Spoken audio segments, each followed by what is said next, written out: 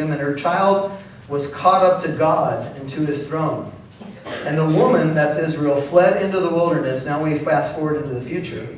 She had a place prepared by God so that there she might be nourished for 1,260 days. Just by the way, that's 3.5 years. And get this, and there was war in heaven. There's going to be a war in heaven. Michael and his angels, he's one of my favorite characters in the Bible. And waging war with the dragon, that's Satan. And the dragon and his angels, Satan has his angels as well, wage war. And they were not strong enough, that is, Satan and his angels. And there was no longer a place found for them in heaven. And the great dragon was thrown down, the serpent of old, who is called the devil and Satan, who deceives the whole world. And he was thrown down to the earth. His angels were thrown down with him. And I heard a loud voice in heaven saying, "Now the salvation and the power and the kingdom of our God and the authority of his Christ have come. For the accuser of our brethren has been thrown down, who accuses them before our God." How often? Day and night. This is yet future. I don't believe this has happened yet. And they overcame him because of the blood of the Lamb and because of the word of their testimony. And they did not love their life even to the death. For this reason, rejoice, O heavens, and you who dwell on them. In them, woe to the earth and the sea, because the devil has come down to you, having great wrath, knowing that he has only a short time. When the dragon saw that he was thrown down to the earth, he persecuted the woman, there's Israel, who gave birth to the male child, there's Jesus. And the two wings of the great eagle, this is reminiscent of the Exodus deliverance by God, were given to the woman Israel in order that she might fly into the wilderness to her place, where she was nourished for a time and times and a half a time. Most agree that's 3.5 years as well, from the presence of the serpent. And here in Revelation 12, 13, and 14, what we have is an interlude in the book of Revelation, and we have an explanation of the conflict. When you step back and look at the big picture, the Bible's telling us, this explains to us why we've got the world we've got. There are things happening that we don't see with our physical eyes that explain a lot. And Herod takes on this typology of Satan. Now back to Matthew 2. And we'll move quickly through the rest of the account. And so, Joseph is warned by an angel of the Lord. He appeared to Joseph in a dream. This happens a lot to Joseph in dreams. I'm not sure why God spoke to him all the time in dreams. But I have said in previous messages that maybe God speaks to us in dreams because we don't listen too well when we're awake. Just a suggestion. He said, "Arise and take the child and his mother and flee to Egypt and remain there until I tell you, for Herod is going to search for the child to destroy him." So Joseph gets the warning, and he arose and he took the child and his mother Mary by night, and he departed for Egypt. Now can you imagine? Joseph and Mary have had this awesome time with the Magi, the gifts, everything, and all of a sudden Joseph goes to sleep, and he goes, God says you got to get out of there. 75-mile trek from where they were to the border of Egypt with a young probably a little toddler. They were used to difficult journeys though, weren't they? And then they would have to go another 100 miles to get to a place called Alexandria, Egypt, which was set up as an asylum, a place for the Jews to escape. It was set up by Alexander the Great, and just to add his flair to it, he named it after himself. Alexandria, Egypt. By the way, that's the place where the Septuagint was written by the Jewish scribes in about 250 BC. It was Alexandria, Egypt. And so that was the Greek translation of the Hebrew scriptures. And so they moved down to this border, and he was there until the death of Herod. This is verse 15, that what was spoken by the Lord through the prophet might be fulfilled, saying, this is from Hosea 11:1, "Out of Egypt did I call my son." Now you hear people comment on this time in Egypt. Jesus was probably in Egypt for just a few months, because we know when Jesus was born, we know about the timeline, we know when Herod died, and all this happens in about a 3-year period of time or less. So Jesus spent maybe just a few months in Egypt, and then there's all these stories about what Jesus might have been up to in Egypt. Have you heard these stories? Oh, they're amazing. Here's what one writer says.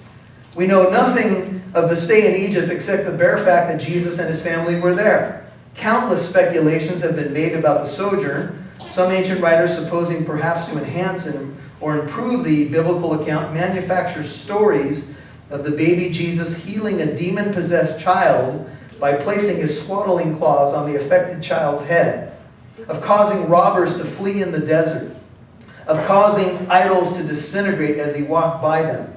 Others, such as the 2nd century pagan philosopher Celsus, sought to discredit Jesus by claiming that he spent his childhood and early manhood in Egypt learning the occultic practices for which that country had long been famous. Like many Jewish opponents of Christianity during his day, Celsus maintained that Jesus then returned to Palestine to impress people with miracles and deceive them into thinking he was the Messiah. So he learns the occult tricks in Egypt and then goes back to impress his friends. Folks, he was there a few months. This is all just total speculation that doesn't hold any water. But what we do know is that he stayed there until Herod died. You know how Herod died? They say that he got some sort of intestinal problem with maggots in his intestines. And apparently Herod was eaten from the inside out. There was no cure for him. So then when Herod saw that he'd been tricked by the Magi, this is Matthew 2:16, he became very enraged, and he sent and slew all the male children who were in Bethlehem and its environs. That simply means the surrounding areas, from 2 years old and under, according to the time which he had ascertained from the Magi. So what did Herod do under the threat? He sent out his soldiers. And he probably added a little time to make sure he didn't miss this would-be king, at least in his eyes. And all the male children in this area and its environs and its surrounding districts were killed under Herod. You see, when Jesus was just a little baby, a tragedy like Connecticut took place. And this raises some questions. The first question is, why didn't God stop Herod? And the answer is, I don't know. The second question, theologically, think with me, if Jesus only had to shed his blood for the sins of the world, I say only, but I'm talking now going back to his childhood, why not let him die right there under Herod's sword, his blood shed, and it's over? But Jesus had to be made like his brethren in all respects. And part of the gospel is that he lived the perfect life that we could never live. After all, as John MacArthur put it, all God really needed was a weekend. Jesus died on a Friday, rose again on a Sunday. Why make him live 33 years? Because he came to fulfill all righteousness. Because part of what Jesus did was to love God with all his heart, soul, mind, and strength, his neighbor as himself, and fulfill the law. See, he loved like we didn't love. We have fallen short of the law of God. Jesus fulfilled it and then gives us his righteousness. And the Bible says, then that which was spoken through Jeremiah the prophet was fulfilled, saying, a voice is heard in Ramah, weeping in great mourning, Rachel weeping for her children. And she was refused to be comforted because they were no more.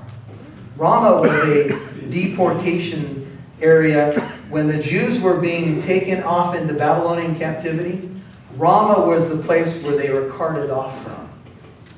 And Rachel is pictured there. There were a bunch of moms there as the children of Israel were going off into Babylonian captivity, crying as their kids were being taken away. And this is a fulfillment of that scene. And Hosea 11:1, the immediate fulfillment is the exodus of Israel out of Egypt. But there's an application to Jesus coming out of Egypt and Exodus imagery. And this applies to him as well. And so it says in verse 19, but when Herod was dead, behold, an angel of the Lord appeared in a dream to Joseph in Egypt, saying, arise and take the child and his mother, go into the land of Israel, for those, plural, there was more than Herod apparently, who sought the child's life are dead. And he arose and took the child and his mother and came to the land of Israel. But when he heard that Archelaus was reigning over Judea, this is the son of Herod, in the place of his father Herod, he was afraid to go there. And being warned by God in a dream, boy, Joseph gets a lot of these warnings in dreams, he departed for the regions of Galilee. And he came and resided in a city called Nazareth, that what was spoken through the prophets, plural, not the prophet, but prophets, plural, might be fulfilled. He shall be called a Nazarene. Just in case you wondered about this, the word Nazareth, many scholars believe, comes from the Hebrew word netzer. Literally means shoot town. And it says in Isaiah 11:1 that a shoot will arise from the stem of Jesse, and he will grow up in a shoot town. This is from multiple prophets. If you're interested and you'd like to do a little homework, you can see Isaiah 4:2, 11:1, Jeremiah 23:5, Jeremiah 33:15, and a few other scriptures I'd be happy to give you if you want to talk to me afterwards. So let's look back at the scene and let's close. And let's ask the question, why, God? Why did you allow those little babies to die? And why did you spare your son there? You intervened for your son, why not them? And we ask questions like that, and frankly,